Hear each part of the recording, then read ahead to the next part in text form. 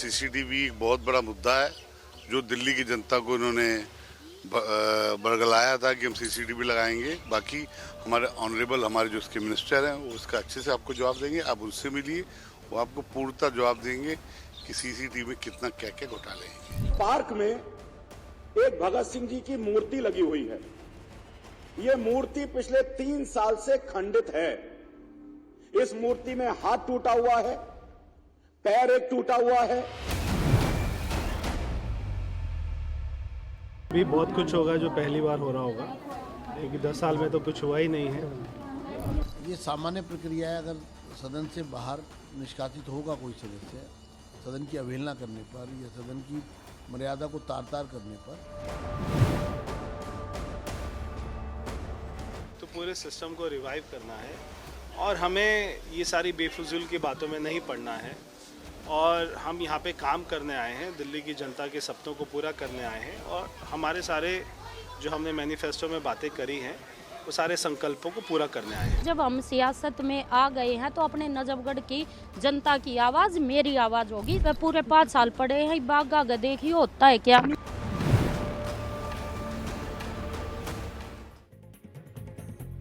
नमस्कार, आदाब। मैं हूं मारिया शकील। शाम के 6 बज गए हैं और वक्त मुकाबला का है। हम आज दिल्ली की लगातार गर्म हो रही सियासत पर चर्चा करेंगे। आज दिल्ली विधानसभा में शराब नीति पर सीएजी की रिपोर्ट को लेकर चर्चा हुई, लेकिन विपक्ष के सिर्फ एक विधायक मौजूद रहे। 22 में से 21 विधायकों को मंगलवार को सदन से निलंबित कर दिया गया है। आज विपक्षी विधायकों ने विधानसभा परिसर में जाने की कोशिश की तो उन्हें बाहर ही रोक दिया गया। अब शराब नीति पर सीएजी रिपोर्ट को पीएसी के पास भेज दिया गया है। इस बीच एक्साइज विभाग से एक्शन टेकन रिपोर्ट भी मांगी गई है। आज हम इसी पर चर्चा करेंगे कि शराब घोटाले का पूरा सच कब सामने आएगा। हमारे साथ इस चर्चा में 2 वरिष्ठ पत्रकार मनोज कुमार मिश्र और जावेद रहमानी जी मौजूद हैं। बीजेपी से चारू प्रज्ञा होंगी, आम आदमी पार्टी से राजेश गुप्ता, कांग्रेस से शिवम भगत। लेकिन चर्चा की शुरुआत करने से पहले ये रिपोर्ट देखिए।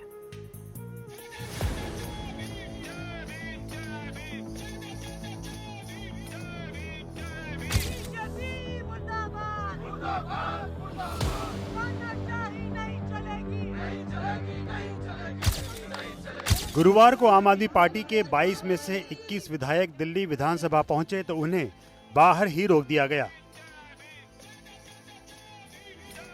दिल्ली विधानसभा परिसर से आम आदमी पार्टी के विधायकों को बैन कर दिया गया है।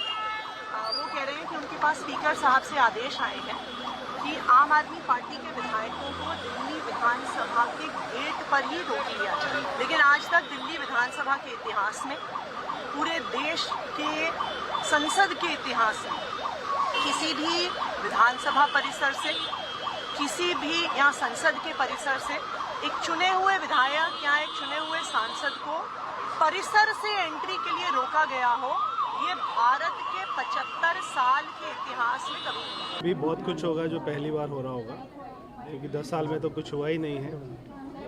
मगर एलजी साहब के अभी भाषण पे जो इन्होंने हाउस को नहीं चलने दिया, शोर मचाया, ये भी देश के इतिहास में पहली बार हुआ। आम आदमी पार्टी ने आरोप लगाया कि निलंबन के बाद विधानसभा परिसर में एंट्री से रोकना नियमों का उल्लंघन है। देखिए, सदन के अंदर से बाहर निकालना, इसका कतई ये मतलब नहीं है कि आप प्रेमिसेस से बाहर निकाल लो। आज तो परंपरा ही नहीं थी भाई। संसद में भी संसद से निलंबन, तो संसद परिसर में आप नहीं आ सकते हैं। ये तो निरंकुश हो गए अध्यक्ष। ये सामान्य प्रक्रिया है। अगर सदन से बाहर निष्कासित होगा कोई सदस्य सदन की अवहेलना करने पर या सदन की मर्यादा को तार-तार करने पर, तो फिर वो सदन का अर्थ है विधानसभा परिसर, तो वो परिसर से ही उसको बाहर जाना होगा। आम आदमी पार्टी के एक विधायक अमानतुल्लाह खान को निलंबित नहीं किया था, लिहाजा उन्हें सदन में जाने की इजाजत मिली। सदन के भीतर उन्होंने स्पीकर से अपने विधायकों को वापस बुलाने की अपील की। देखिए, मैंने कहा कि भाई हमारे 21 साथी बाहर हैं और आपने उनको बिल्कुल विधानसभा का जो वो है उससे बाहर कर दिया, बैरिकेड लगाकर बाहर कर दिया। तो उन्होंने मुझे पढ़ के सुनाया। उसमें कहीं पार्क का जिक्र नहीं था, पार्किंग एरियाज़ का जिक्र नहीं था। उन्होंने कहा विधानसभा जहाँ पर वो खुद रहते हैं, हम बैठते हैं, रूम्स जो अलॉट किए गए हैं, जो मीटिंग्स रूम्स वो उनके रास्ते वो हैं। तो मैंने ये कहा जो पार्क है, पार्क का एरिया तो नहीं है, उसके अंदर पार्किंग का एरिया नहीं है। और ऐसे बहुत बार ऐसा हुआ आप टेबल पे खड़े हो गए जब हमने आपको कभी बाहर नहीं किया। ये तो पहली बार ऐसा हो रहा है कि वो बिल्कुल विधानसभा का जो प्राइमिसेस है पूरा, चाहे पार्किंग हो चाहे पार्क हो, उससे बाहर कर दिया। तो वो गलत, उन्होंने रूल बुक में कहीं नहीं है कि पार्क का एरिया है वो है। परिसर में एंट्री की इजाजत नहीं मिली तो आम आदमी पार्टी के 21 विधायक बाहर ही धरने पर बैठ गए और बाबा साहिब अंबेडकर को लेकर सरकार के खिलाफ नारेबाजी करते रहे।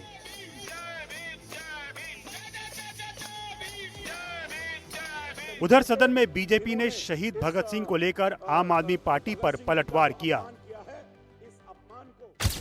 मेरे यहाँ मालवीय नगर में एक भगत सिंह जी की बड़ा पार्क है और उस पार्क में एक भगत सिंह जी की मूर्ति लगी हुई है।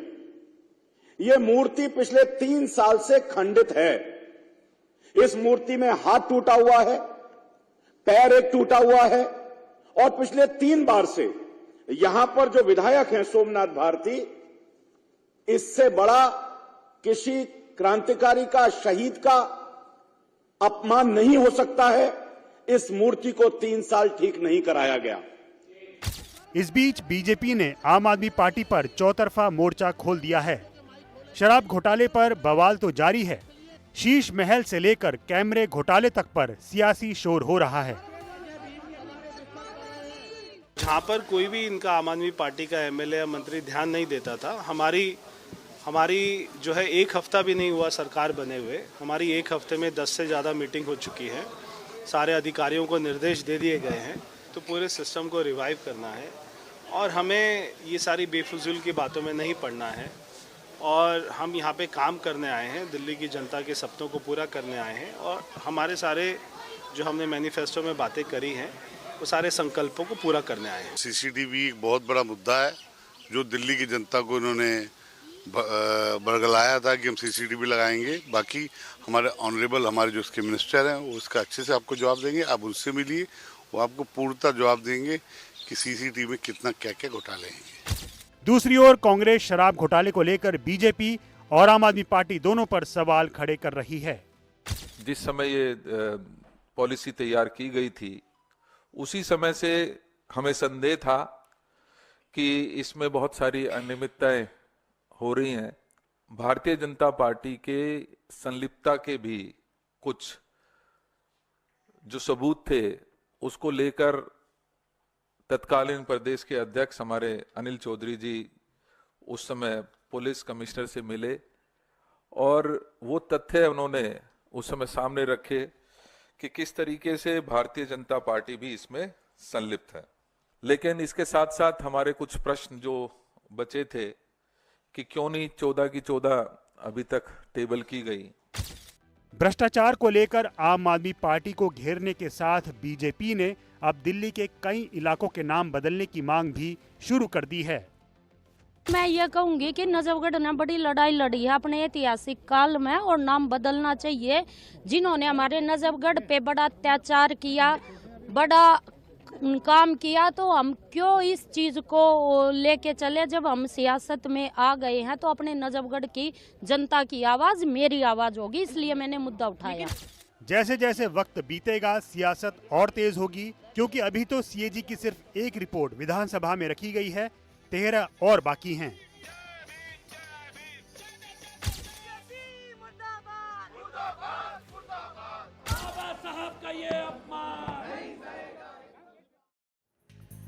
मुकाबला में आज का सवाल है, क्या सदन से निलंबन का मतलब परिसर से भी निलंबन होता है?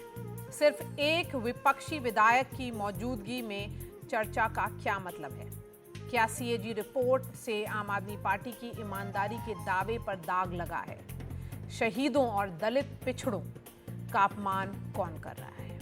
मैं सबसे पहले मनोज जी आपके पास आऊंगी, क्योंकि ये जो स्टोरी है वो सीएजी रिपोर्ट से आगे है। सीएजी रिपोर्ट तो शायद बहाना है, एक पूरा आम आदमी पार्टी को पेंट कर देना है कि वो एक करप्ट गवर्नमेंट 10 साल चलाती थी।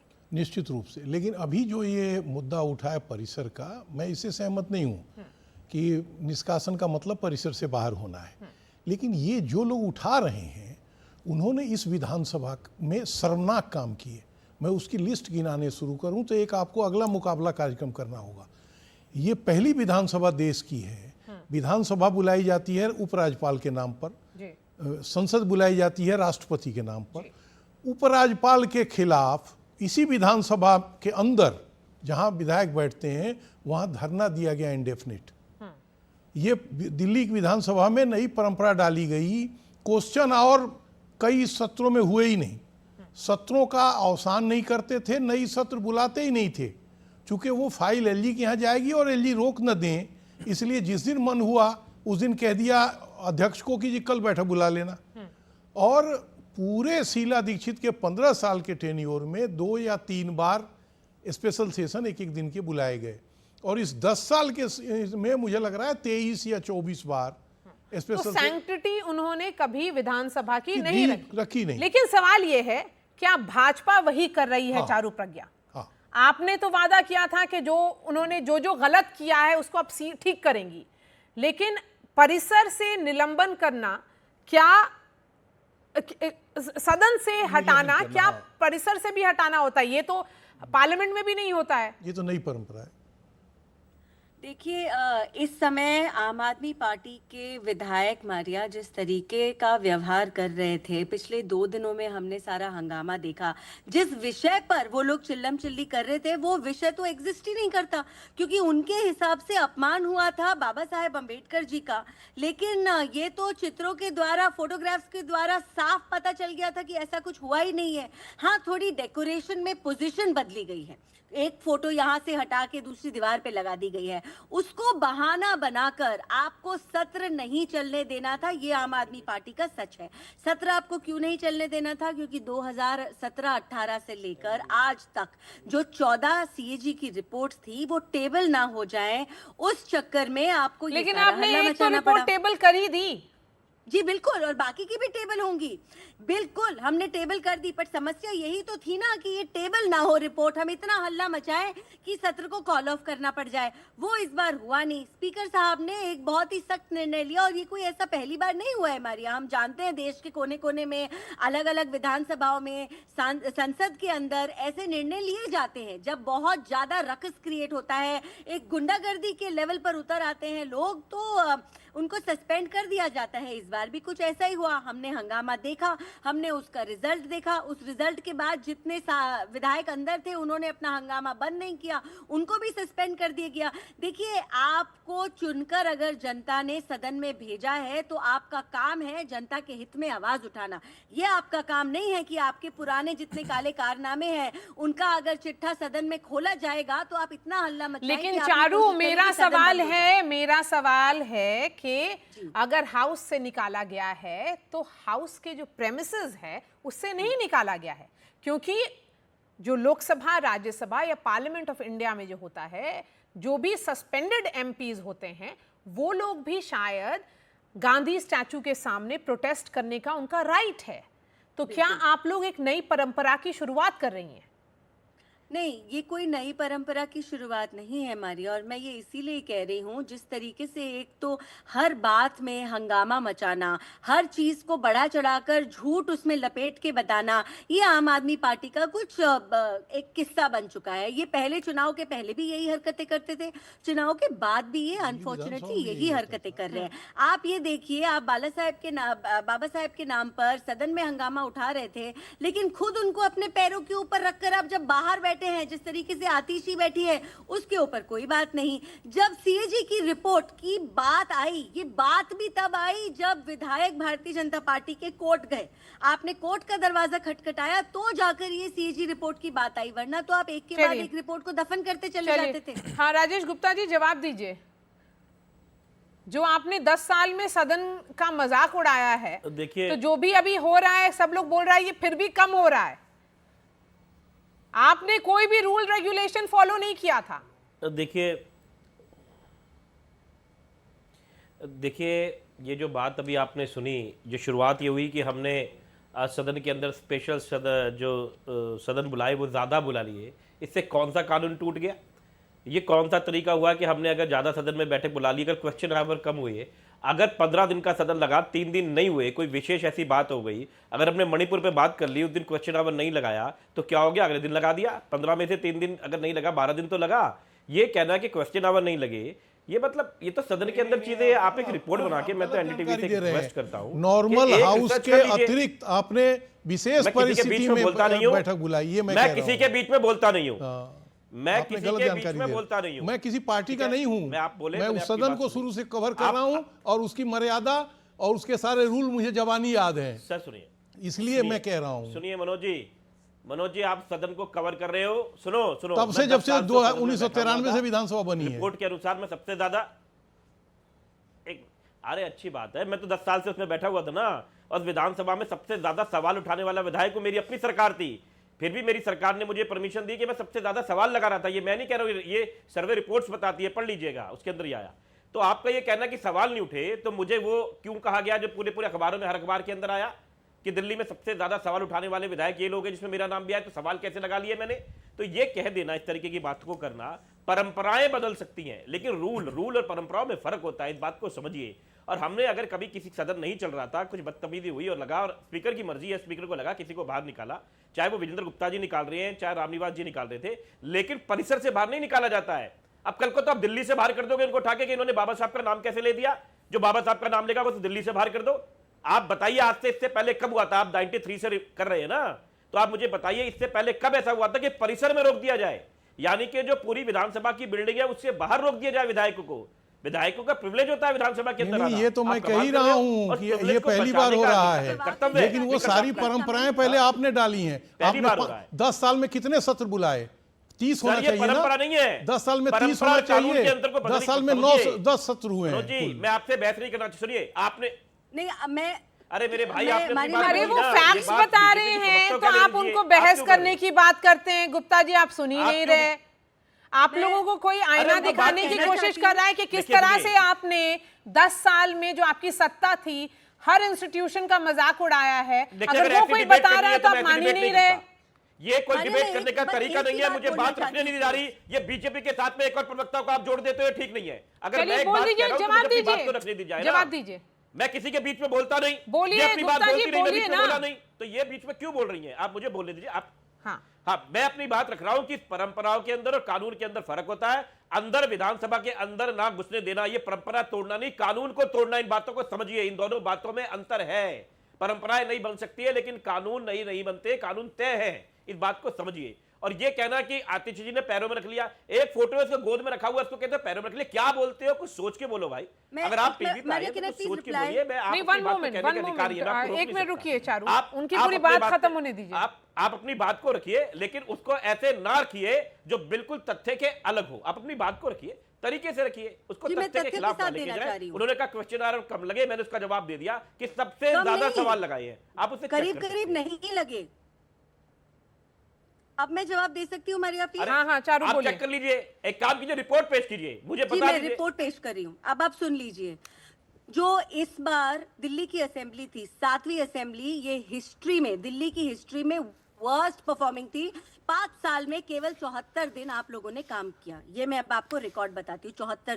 74 दिन में से भी आपने केवल 9 बार क्वेश्चन आवर अलाउ किया। 74 में से भी 9 बार, और इसमें आपने 74 दिन तोड़ बिताए। कभी 1 दिन, कभी 2 दिन, प्रोलॉन्ग्ड सिटिंग आपने कभी भी नहीं करी। ये मैं आपको तथ्य बताती हूँ। एक तथ्य और बताती हूँ, केवल 14 बिल पास हुए हैं 5 साल में, 14 बिल। इससे खराब परफॉर्मिंग असेंबली शायद देश में नहीं रही होगी। दिल्ली तो कभी इतनी खराब नहीं है। तो अगर आप यहाँ पर प्रश्न पूछने की बात करते हैं तो मैं आपको ये तथ्यों के साथ पूछती हूँ, ऐसी क्या बात है कि जब आपने सेशन बुलाया आपको स्पेशल सेशन ही बुलाना था, रेगुलर सिटिंग्स आपको जरूरी नहीं लगी। 74 दिन में आपने 5 साल का काम निपटा दिया, और उन 74 दिनों में भी सिर्फ 9 बार आपको क्वेश्चन आवर लाने की जरूरत पड़ी। इसको कहते हैं संविधान के साथ और देश की जनता के साथ, दिल्ली की जनता के साथ लगातार धोखे करते रहना।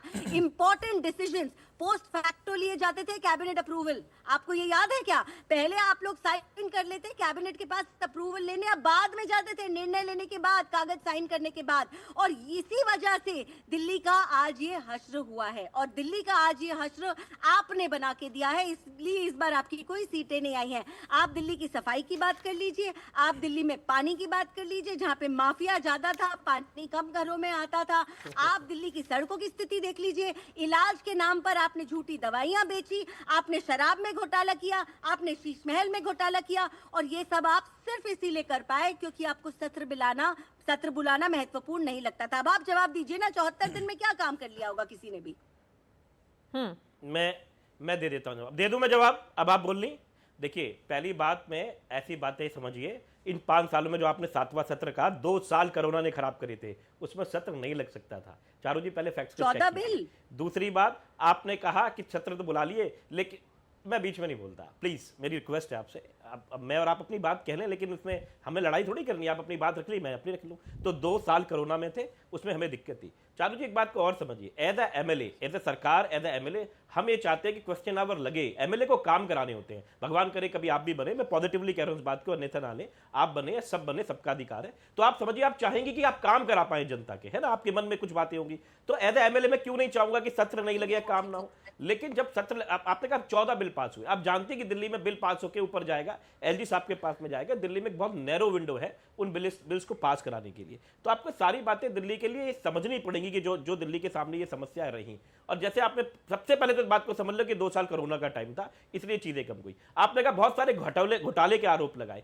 देखिए, आप जानती है, एक भी पैसे की मनी ट्रेल आज तक कहीं निकली नहीं है। ऐसे ही बार बार कहते जाओ, यहां घोटाला कर दिया, वहां घोटाला कर दिया, ऐसे थोड़ी घोटाले हो जाएंगे। घोटाले होंगे, दिल्ली की सरकार बैठी है, पुलिस है, ईडी है, सीबीआई है, इनकम टैक्स है, सब आपके पास में। ऐसे थोड़ी घोटाले होकर 1 रुपए का मनी ट्रेल ना निकले, कहीं तो निकलता ना। आज तक कोई ट्रायल चालू नहीं हुआ किसी कोर्ट में, कहीं तो कुछ होगा ना। तो ये सब बातें ठीक है।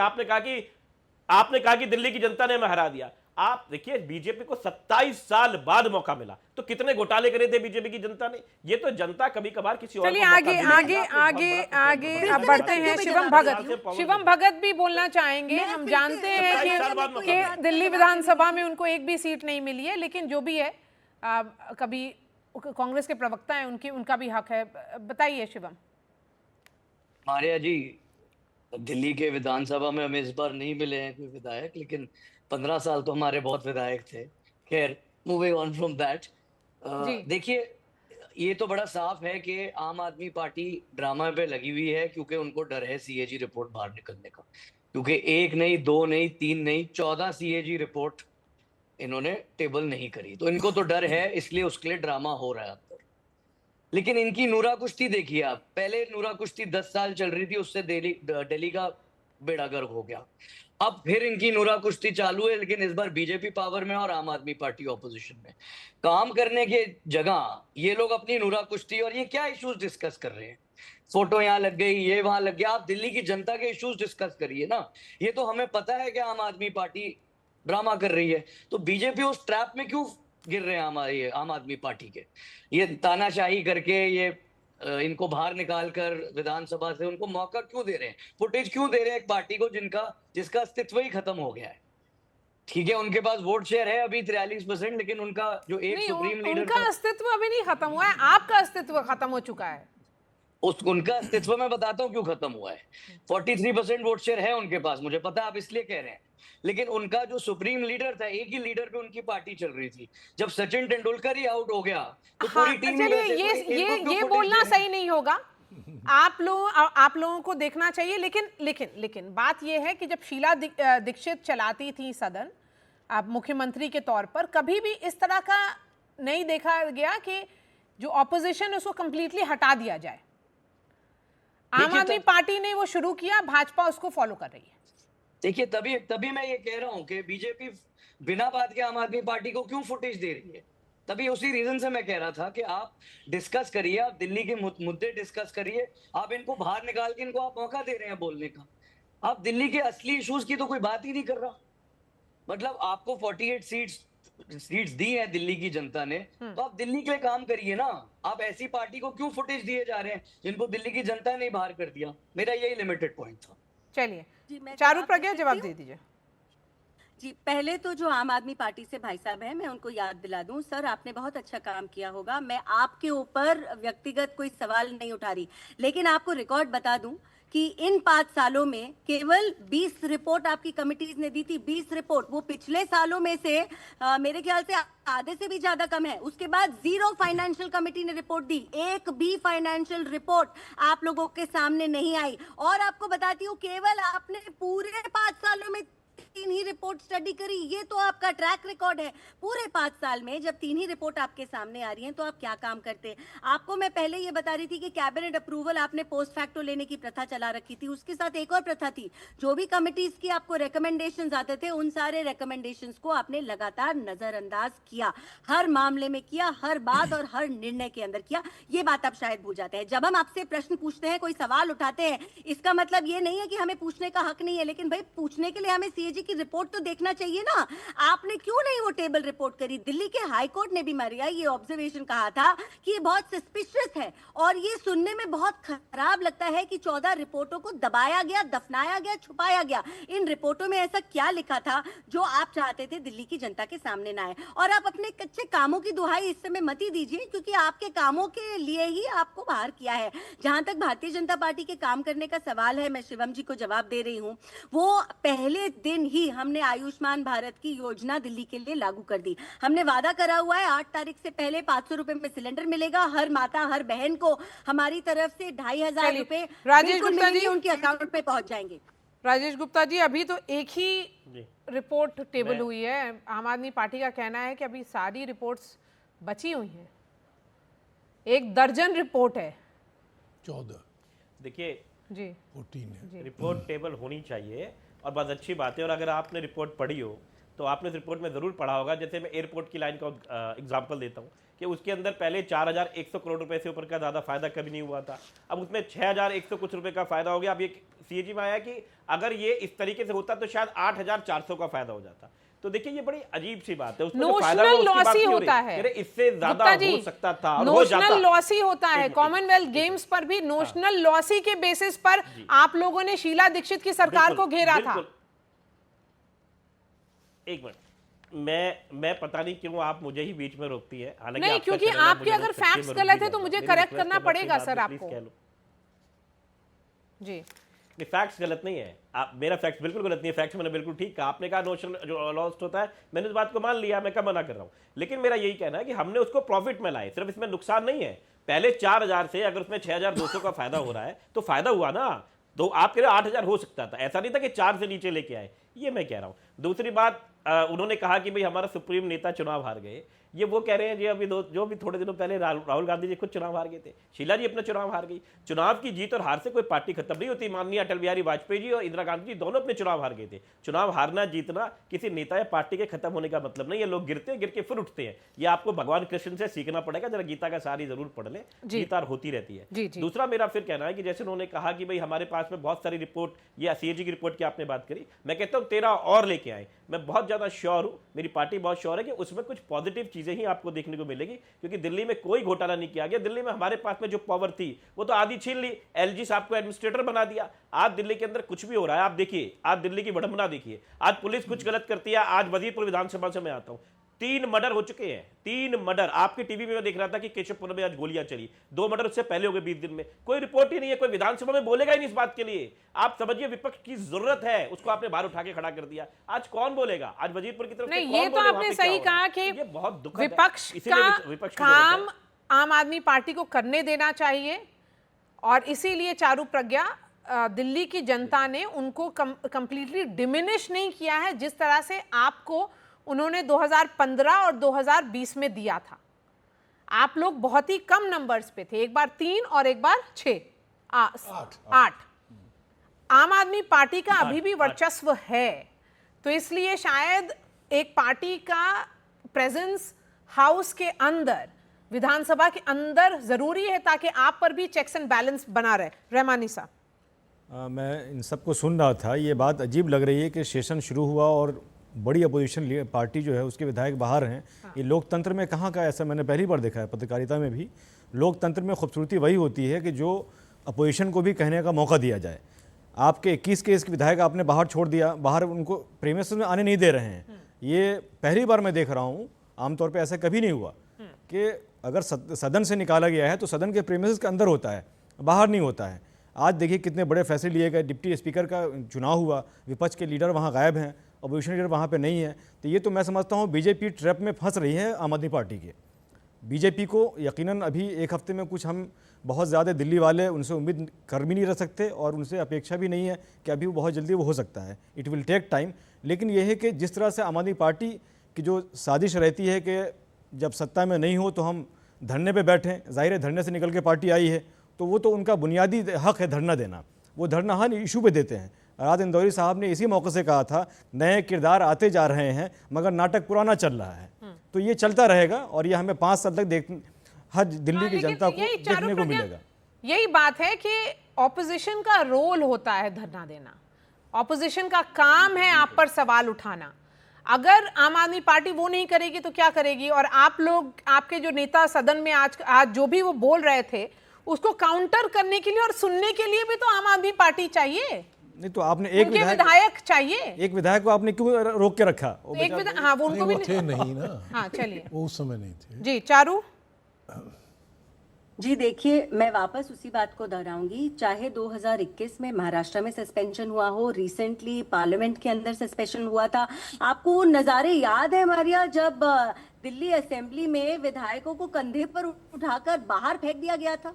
आपको वो दिन याद है? तो तब तो किसी को ये बातें असंवैधानिक नहीं लगी थी।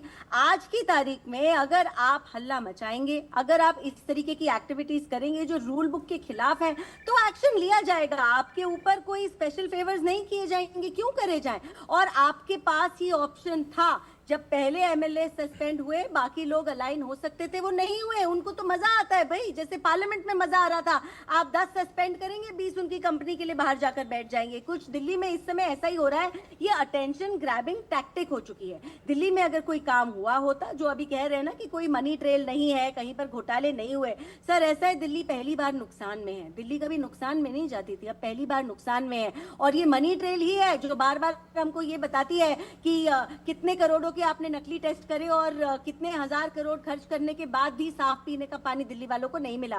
खैर ये तो अब सब धीरे धीरे सामने आ जाएगा। लेकिन अगर आप एमएलए के राइट्स को डिस्कस करते हैं तो आप रूल बुक और स्पीकर के राइट्स एंड निर्णय को भी क्वेश्चन नहीं कर सकते। हमारे ही संविधान में लिखा है कि इस तरीके का रकस क्रिएट करने पर सस्पेंशन हो सकता है, और कभी कभी ये सस्पेंशन एक आध दिन से ज्यादा का भी हो सकता है। जी चलिए मनोज साहब। नहीं, मेरा अपना मानना ये है कि इसको किसी रूप में भी, जैसा आप कह रही हैं मारिया, किसी रूप में इसका समर्थन नहीं किया जा सकता कि विधानसभा में विपक्ष को आप विधानसभा परिसर में ना आने दें।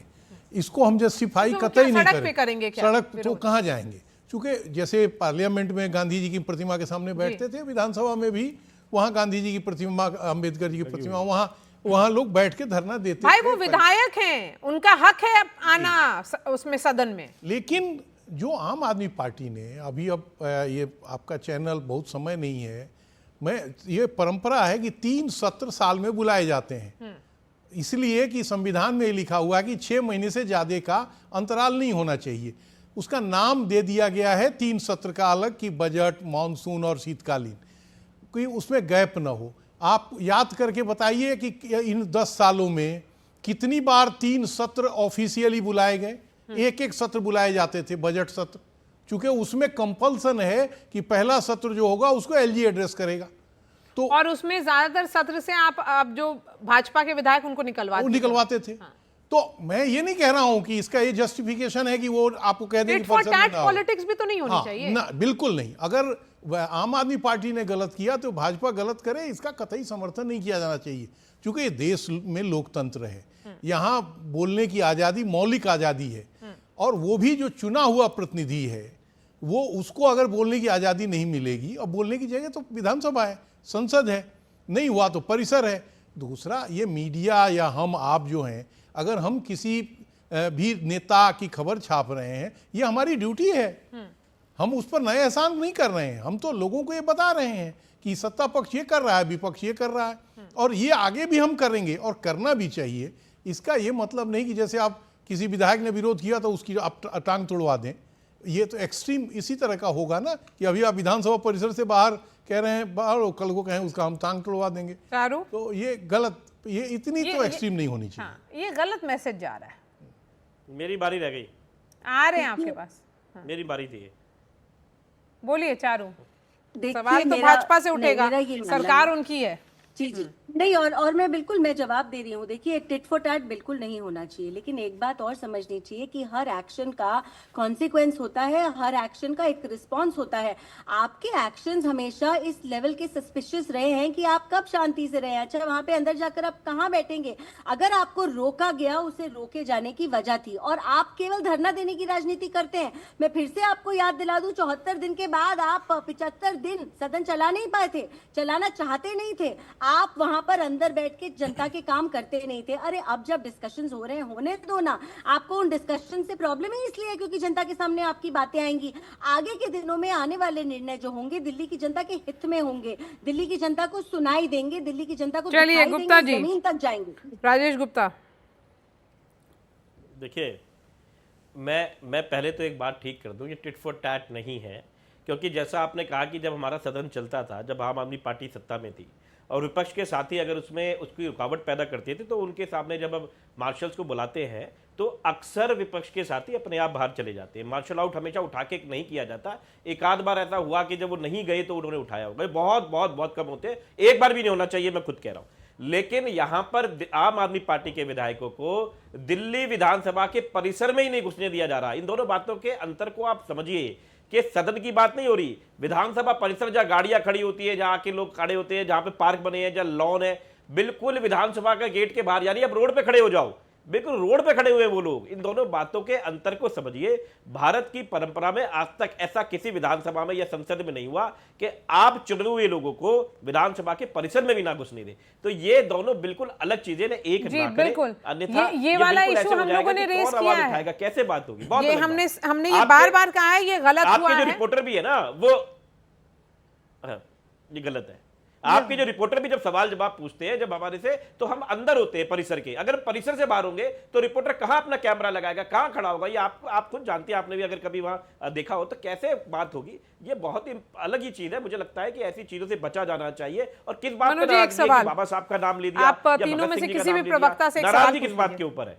इससे नफरत नहीं, वो चारू जी, भाजपा से ही मेरा सवाल ये है कि आप लोग खुद ये मान के चल रहे हैं कि 10 साल में काम नहीं हुआ, हम काम करने जा रहे हैं। तो काम करने का मतलब ये थोड़े है कि विपक्ष को ज़बरदस्ती आप कैंपस से बाहर कर दें और फिर कहें कि हम काम कर रहे हैं। काम करने के लिए तो मतलब अगर आप वहाँ फैसला कर रहे हैं, आपके विधायक या आपकी सरकार, तो उसमें विपक्ष के लोग नारेबाजी करके अगर कैंपस में नारेबाजी करेंगे तो उसमें बाधा कैसे पड़ेगी? मेरी ये समझ में नहीं आ रहा है कि अगर वो गांधी जी की प्रतिमा के पास या अंदर बैठ के वहाँ धरना देंगे, जब आपने बाहर उनको 3 दिन के लिए निकाल दिया प्रस्ताव करके, या अधिकार है, विधानसभा अध्यक्ष का अधिकार है, तो फिर ये करके आप ये आम आदमी पार्टी को नई परंपरा के लिए आप कोस रहे हैं और आप खुद नई परंपरा डाल रहे हैं। मेरा सवाल ये है। जी, मैं देखिए, आपके एक हिस्से, सवाल के एक हिस्से से कुछ सहमत हूं, लेकिन आप ये भी तो देखिए कि एटीट्यूड क्या रहा है आम आदमी पार्टी के एमएलएस का। एलजी का भी भाषण वो सुनना नहीं चाहते। और जैसा मैंने कहा, शोडाउन ऐसा नहीं था कि एक ही बार हुआ, एक बार हुआ, कंटिन्यूड रहा, मार्शल्स के आने के बाद भी कंटिन्यूड रहा। देखिए, इससे शोभा घटती है, सदन की शोभा घटती है, आपकी खुद की पॉलिटिकल पार्टी की शोभा घटती है। किसी स्पीकर को ऐसे निर्णय लेना अच्छा नहीं लगता, और खासकर ये स्पीकर जो अपने सरल स्वभाव के लिए जाने जाते हैं। तो आपने कुछ सिचुएशन ऐसी बना दी, आपने अपने आप को धरना देने वाली पार्टी को इस हद तक दिखा दिया कि मुझे ऐसा लगता है कि शायद आप कुछ और करना, किसी और तरीके से काम करना भूल ही गए हैं। चलिए रहमानी साहब, एक सवाल किसी भी प्रवक्ता से। मेरा आम आदमी पार्टी के प्रवक्ता से सवाल है कि जिस तरह से आज आपको तकलीफ हो रही है, आपकी सरकार ने शीला दीक्षित के बारे में क्या क्या आरोप नहीं लगाए थे? कितने घोटाले आपने नहीं किए थे कि हमारी सरकार बनते ही उनके घोटालों की लिस्ट आपके पास लंबी थी, लेकिन 10 सालों में मुझे बता दीजिए आप कि किसी एक के घोटाले आप टेबल पर रखा और उनको इल्ज़ाम में घोटाले में आपने साबित किया।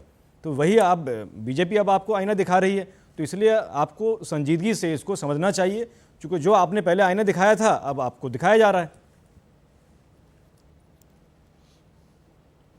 देखिए, इन दोनों बातों में अंतर है। हमने जो बातें रखी, हमारे देश के अंदर जो संस्थाएं हैं, सीबीआई, ईडी, वो उसकी पड़ताल करके उसका जवाब देगी। हमने सारे डॉक्यूमेंट्स वहाँ पे दिए। लेकिन जो हम पे आरोप लगा रहे हैं वो ईडी और सीबीआई का इस्तेमाल कर रहे हैं। ऐसा सुप्रीम कोर्ट ने भी शीला दीक्षित जी के खिलाफ केजरीवाल जी ने खुल करके कहा था कि घोटाला उन्होंने किया है, इसी वजह से नई दिल्ली सीट से जीत करके आए थे वो, आपको याद होगा 15/10/2013 में घोटाले के कागज दे दिए ना, उसकी तहकीकात कौन करेगा? लेकिन फर्क ये है कि शीला दीक्षित तो जेल भी नहीं गई थी, जेल भी नहीं गई थी, जेल भी नहीं गई थी। आम आदमी पार्टी के मुखिया अरविंद केजरीवाल जेल जाकर के बाहर आए हैं। फर्क ये भी है क्योंकि तहकीकात सीबीआई और ईडी करेगी। नहीं, लेकिन आपने शीला दीक्षित की छवि को तो खराब किया ना भाई। उस वक्त यही लगा कि शीला दीक्षित ने पता नहीं कितना घोटाला किया होगा। दिल्ली की जनता को यही लगा कि 15 साल में शीला दीक्षित ने पता नहीं दिल्ली को क्या क्या लूट लिया होगा। उस छवि को आपने धूमिल किया और आपको उसका फायदा हुआ। अब आपने 10 साल में आपने कुछ नहीं निकला नहीं। तो अब अरे हमने तो एसीबी में पहले साल के अंदर, सर आप याद कीजिए थोड़ा, एसीबी जब हमारे पास हुआ करती थी, हमने एसीबी में सबसे पहले बात की तो एसीबी हमसे छीन ली गई। तो हमारे पास में कोई ईडी, एसीबी, सीबीआई तो है नहीं, वो तो भारत सरकार के पास है। वो तहकीकात कराए और शीला दीक्षित ने क्या करा और नहीं क्या करा, दूध का दूध और पानी का पानी कर देती। लेकिन अरविंद केजरीवाल जी को ज्यादा इंटरेस्ट था। आप बिल्कुल, मैं इससे सहमत नहीं हूं कि एसीपी ले लिया गया। मीडिया तो थी, मीडिया तो आपकी बात छापने और बोलने के लिए तैयार थी। आप वो सारे तथ्य मीडिया को देते, आप कहते कि ये लीजिए ये घोटाला है और हम ये आरोप लगा रहे हैं, इस पर शीला दीक्षित को जेल भेजना चाहिए, जांच होनी चाहिए। और उसके बाद अगर केंद्र सरकार नहीं कर, आपने कभी कहा क्या? मुंह ज़बानी आरोप लगाने के अलावा आपने कोई तथ्य दिए क्या कभी? वो तो 2013 से पहले के था, तहकीकात तो। अरे भाई ये पार्टी तो अपने विधायक को, अपने मंत्री को इमीडिएट सस्पेंड कर दिया कि इन्होंने चोरी किया। वो विधायक को बाद में सीबीआई ने क्लीन चिट दे दिया। अच्छा सुनिए, आपने कहा, आप बताइए, आपको याद होगा, आपने कहा कि मीडिया दरियागंज के विधायक को बुला करके इमीडिएट शराब नीति में कोई घोटाला नहीं हुआ तो सीबीआई ने उसको क्लीन चिट दे दी। बताइए, एक नया पैसा निकला तो मीडिया क्या लिख रही है कि मनी ट्रेल एक पैसे का भी नहीं हुआ। नहीं देखिए, आपने भी कम वो आपने बताया, मीडिया ने बताया कि एक पैसे का भी घोटाला नहीं हुआ। क्या मीडिया ने बताया हर तरफ से कर दिया गया कि दिल्ली में कोई काम नहीं हुए? क्या मीडिया किसी विधानसभा में जाके चेक कर रही थी कितने काम हो गए, कितने नहीं हो गए, क्या हुआ क्या नहीं हुआ? चलिए, हमारे साथ जुड़ने के लिए बहुत बहुत शुक्रिया। एक छोटा सा ब्रेक लेंगे।